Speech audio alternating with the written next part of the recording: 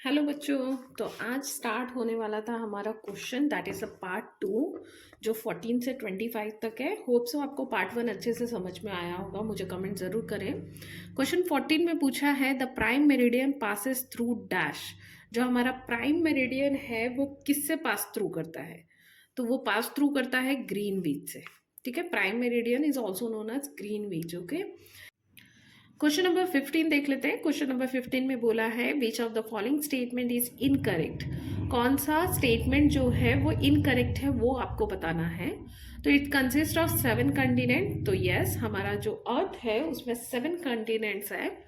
About 30% of its surface is covered with water.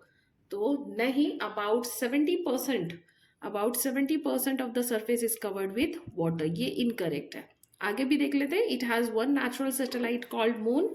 तो ये correct है कि हमारा एक और नेचुरल सैटेलाइट है जिसे हम मून कहते हैं। It is only planet that support life. It's true, हमारे सोलर सिस्टम में जितने प्लैनेट है उसमें से अर्थ ही है जो सपोर्ट करता है लाइफ को।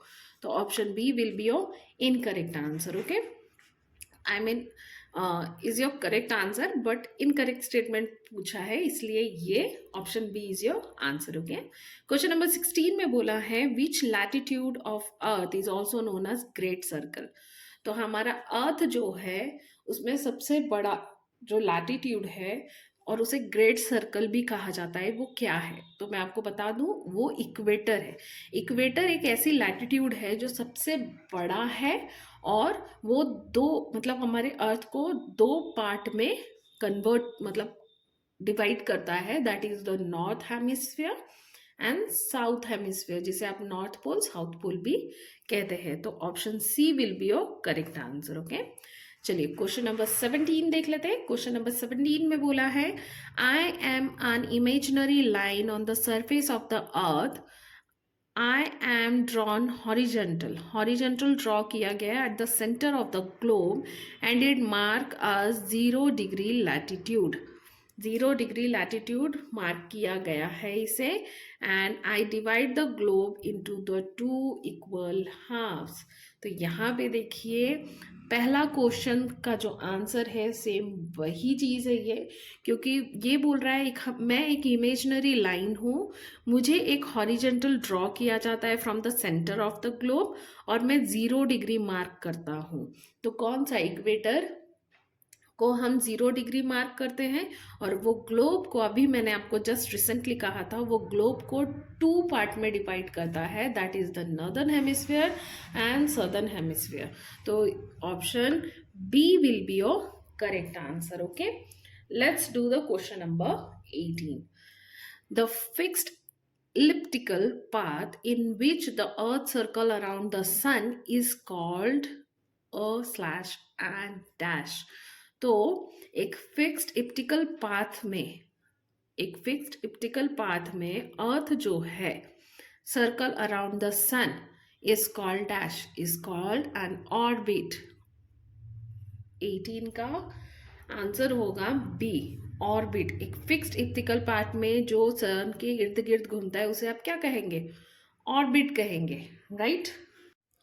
चलिए अब क्वेश्चन नंबर 19 देख लेते हैं। क्वेश्चन नंबर 19 में बोला है what is a grid. Option A है ग्रीड हम किसे कहेंगे? The starting line from numbering the latitude, meridian that passes through Greenwich, network of a parallels and the meridian of the globe, semicircle joining the north pole and the south pole। तो इसका answer क्या होगा? यहाँ पे देखिए ये बोल रहा है क्या मैं वो लाइन हूँ जिसे लैटिट्यूड में नंबरिंग किया गया है, इमेजिनरी लाइन। मेरिडियन जो है, meridian that pass through Greenwich वो है, या फिर network of a parallel line. Parallel line मतलब network of a parallel line and the meridians of the globe. तो option C will be your correct answer. Okay, option C will be your correct answer. Now question number 20 देख लेते हैं। Question number 20 में क्या पूछा है? read the following statement and select the option that identify the correct ones। ठीक है, अब यहाँ पे देखिए ऑप्शन नंबर 1 में बोला है mountain acts as a barrier against cold and hot winds.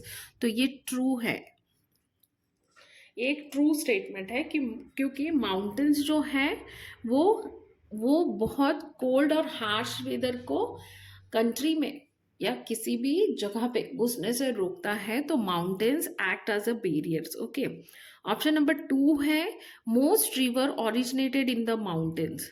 बहुत सारे जो नदियाँ होती है वो माउंटेन से बहती है, मतलब माउंटेन से स्टार्टिंग होती है, ओरिजिनेट होती है।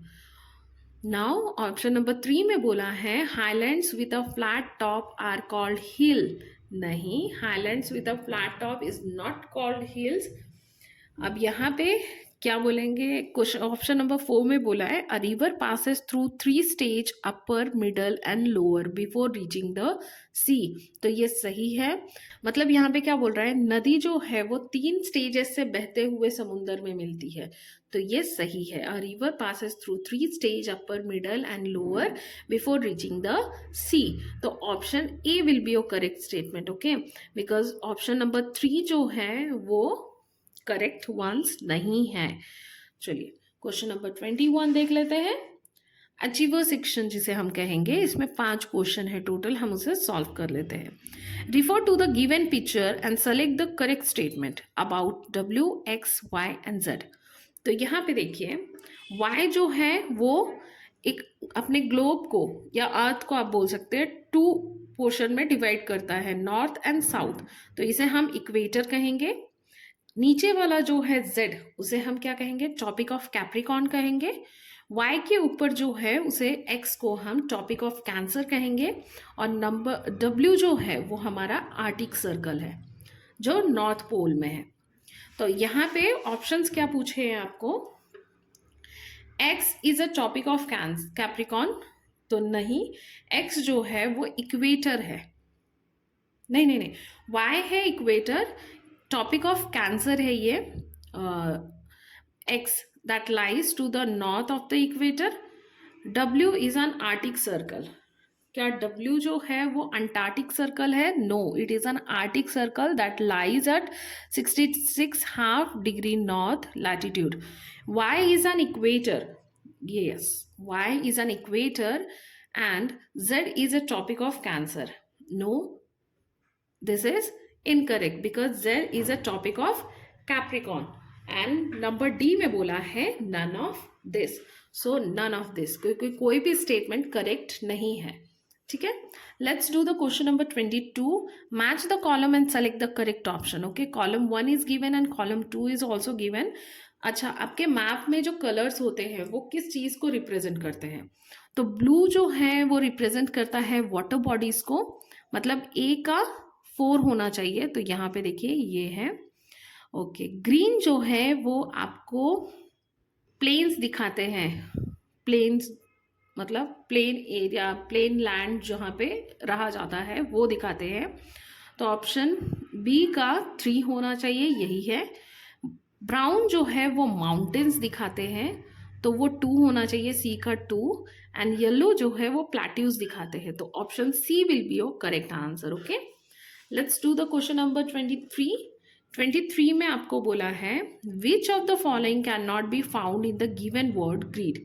तो इसमें आपको क्या फाउंड नहीं होगा, तो हम ये जो है इसे सॉल्व कर देते हैं। They are hills of sand in a desert. तो hills of sand in a desert उसे हम क्या बोलते हैं, सैंड ड्यूज बोलते हैं। तो मुझे यहाँ पे दिख रहा है ये सैंड ड्यूज है, ये देखिए, this one is sand dunes. Okay, now it is a cold desert of India. Cold desert of India, तो उसे हम क्या कहेंगे, लद्दाख कहेंगे। यहाँ पे ये देखिए, ये लद्दाख यहाँ पे दिख रहा है, राइट। अब it is developed in the old stage of a river. तो development of an old stage of a river is known as delta. तो यहाँ पे कहीं आपको डेल्टा दिख रहा है? So I don't get it, यहाँ पे डेल्टा तो नहीं दिख रहा है, तो यहाँ पे एक शॉर्ट करेक्ट मार्क लगा देती हूँ। It is also known as stable land, plateau को कहते हैं। तो ये देखिए, ये प्लेट्यू है, this one is plateau, right. Now हमें ये नहीं मिला, the old stage of river is known as delta, तो option C will be your correct option. Okay, क्योंकि हमें इसमें डेल्टा नहीं मिल रहा है, right. Now let's do the question number 24. Refer to the given Venn diagram and select the option that is correctly identify x and y. Let's see क्या question है। तो यहाँ पे बोला है a high land with a flat top, Y में बोला है, and type of a land form present in India, X में बोला है। तो Tibetan Indus, Chota Nagpur Deccan plateau, and Malwa plateau mount Everest. तो ये जो है Deccan plateau and Colorado plateau, तो Deccan plateau is a plain, whereas Colorado plateau is not in India, I think so. So option B will be your correct answer. Okay, now let's do the question number 25. Study of the given word chop table, which of the given set of boxes are correctly matched? Okay, a book of maps, उसे हम क्या कहेंगे? Atlas. 5 and 7 atlas, तो ये हो गया, ये सही है। A model of earth, globe, globe, हाँ ये भी हो गया। Arrow in a map point in this direction, तो हमें पता है मैप का जो एरो होता है वो हमेशा नॉर्थ डायरेक्शन में पॉइंट करता है, नॉर्थ डायरेक्शन दिखाता है। तो 1 and 6 नॉर्थ, ये भी सही है। The type of a map show country state etcetera, तो उसे हम कहेंगे पॉलिटिकल मैप। पॉलिटिकल मैप में हम कंट्री स्टेट देख सकते हैं। तो 4 8 12, 4 में है रिलीफ मैप नहीं, तो option D will be your correct answer. Hope so आपको ये चैप्टर बहुत इजीली समझ में आया होगा। तब भी अगर इससे रिलेटेड डाउट है तो मुझे कमेंट सेक्शन में ज़रूर बताइए, और अगर चैनल में नए हैं तो चैनल को सब्सक्राइब करना बिल्कुल मत भूलिए। पहले भी मैंने आपको कहा है this is your answer sheet, जो आपको वहाँ पे सबमिट करना होगा जब आपकी एग्ज़ाम होगी।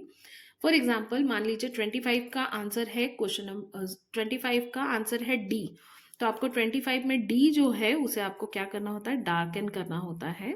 ये तो आपको पता हो गया बिकॉज आप बहुत स्मार्ट हो। तो ऐसे वीडियोस देखने के लिए चैनल पे बने रहें और अपने फ्रेंड्स के साथ भी शेयर कीजिए ताकि उनको भी ये हेल्पफुल हो सके। तब तक के लिए स्टे ट्यून एंड बाय।